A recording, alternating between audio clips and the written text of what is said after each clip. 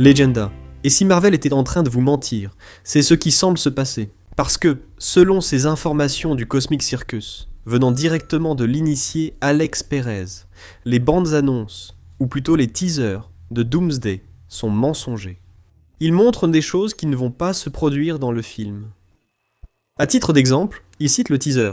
Steve Rogers reviendra, où il apparaît arrivant à moto, entrant dans la maison, s'occupant d'un petit bébé. Cela laisse entendre que cette scène sera dans le film, ou bien sera-t-elle racontée avec plus de détails dans le film. À la fin, le message de Steve Rogers reviendra. Et il dit que non, qu'on ne verra pas Steve Rogers rasé, qu'on ne verra pas Steve Rogers, qui a eu un enfant avec Peggy, rien de tout ça. Ce qui va apparaître, en fait, c'est Steve Rogers, avec les cheveux longs, la barbe, qui sera le nomade. Il n'utilisera ni l'uniforme, ni le bouclier de Captain America.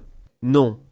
Il aura le marteau de Thor, le Mjolnir, dont j'ai parlé ici dans une autre vidéo, que Captain America, sans aucune cérémonie, a volé.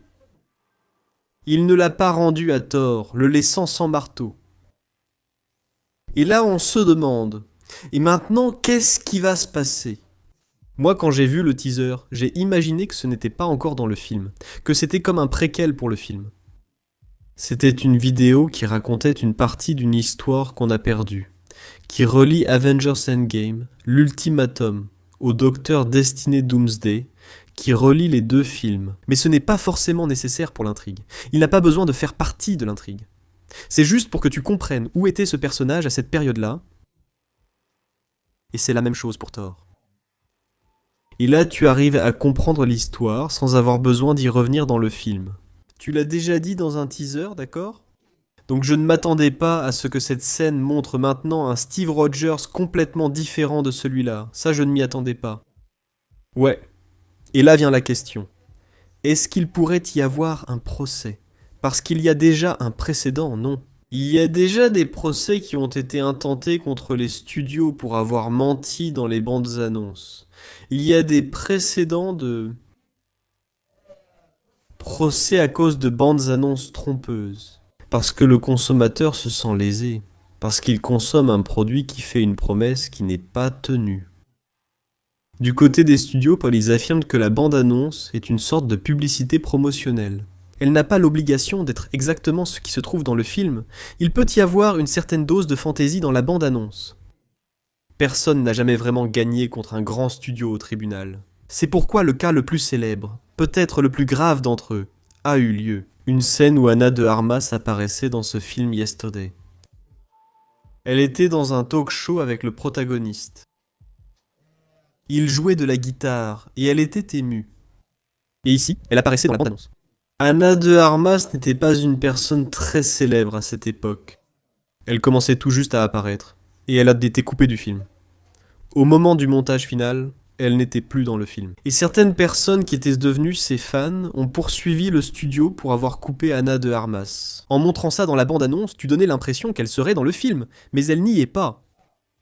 Ce n'est pas comme Marvel, qui met Hulk puis Bruce Banner, n'est-ce pas ? Il change certaines choses, enlève la pierre d'infinité du gant. Marvel a fait ça plusieurs fois. Enlève des personnages entiers d'une scène, mais c'est juste pour éviter les spoilers.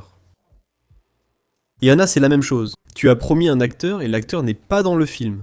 Et là, ce serait un problème grave, comme si Chris Evans n'était pas dans le film. Ou si tu dis que Steve Rogers reviendra, alors qu'il ne reviendra pas. Donc, si un Steve Rogers barbu apparaît avec un marteau dans Thor, c'est toujours Steve Rogers, il revient. Mais c'est une variante, pas celui apparu là. La promesse du teaser est que Steve Rogers reviendra. Donc si c'est Chris Evans, le même barbu avec un marteau à la main et un costume de nomade, c'est toujours Steve Rogers qui revient. Donc je pense que dans ce cas, malgré toute la colère, il n'y a même pas lieu d'engager une procédure. Je pense que ce conflit n'aura pas lieu. Pas pour cette raison en tout cas. On se demande alors ce qui se passe, ce qu'il pense. Non. Mettre Steve Rogers comme ça et qu'il n'apparaisse pas de cette façon, peut-être que ce Steve Rogers va mourir. Au début, Puff meurt. Puis on découvre différentes versions de Steve Rogers plus tard dans le film. Car c'est possible. Nous ne parlons pas de multivers. Peut-être que ce Captain America, qui reste dans le passé avec Peggy, a été responsable de l'incursion originale. Il va être dévasté. Une bombe va tomber sur sa maison, et il ne va pas survivre. Mais ensuite, le film continue. Ça fait ce choc initial. Mince, ils ont tué Captain America. Ça fait ce choc initial. Ensuite, il revient dans un autre film, d'un univers différent, joué par le même acteur. Et là, il peut y avoir le Nomade, Captain Hydra, un Steve Rogers âgé, plusieurs Steve Rogers. Voilà. Parce que le multivers permet ce genre d'arnaque, permet ce genre d'artifice pour tromper et donner l'impression au public que tout est perdu. Mais en réalité, ce n'est pas le cas. Et ce Rogers avec le bébé, en fait, il vient d'un autre univers. Ce n'est même pas celui qui a terminé l'ultimatum. Ça se peut, ça peut être n'importe quoi, mais en gros, quoi ? Ce teaser promet-il quelque chose ? Que Steve Rogers reviendra dans Dr. Fatalis. Oui. Si Steve Rogers n'est pas dans Dr. Fatalis, ça va. Mais s'il y est. De toute façon, la promesse du teaser est tenue. Et le teaser est vrai. C'est encore moins grave que d'effacer un personnage. Moins grave que d'ajouter un personnage.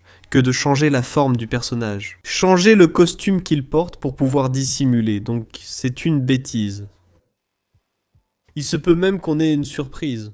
On imagine dans notre tête que ce Captain America avec le bébé. Il va remettre le costume, prendre le bouclier et revenir pour protéger sa famille. Mais cela n'arrivera peut-être pas dans le film. Peut-être que les frères Bruce ont une autre idée de ce qu'ils vont faire avec Steve Rogers et les variantes de Steve Rogers qui pourraient apparaître dans Avengers. Dr. Fatalis, je pense que ce n'est qu'un effet passager pour le public. Tu vas vraiment porter plainte parce que la bande-annonce est trompeuse. Ce n'est pas faux.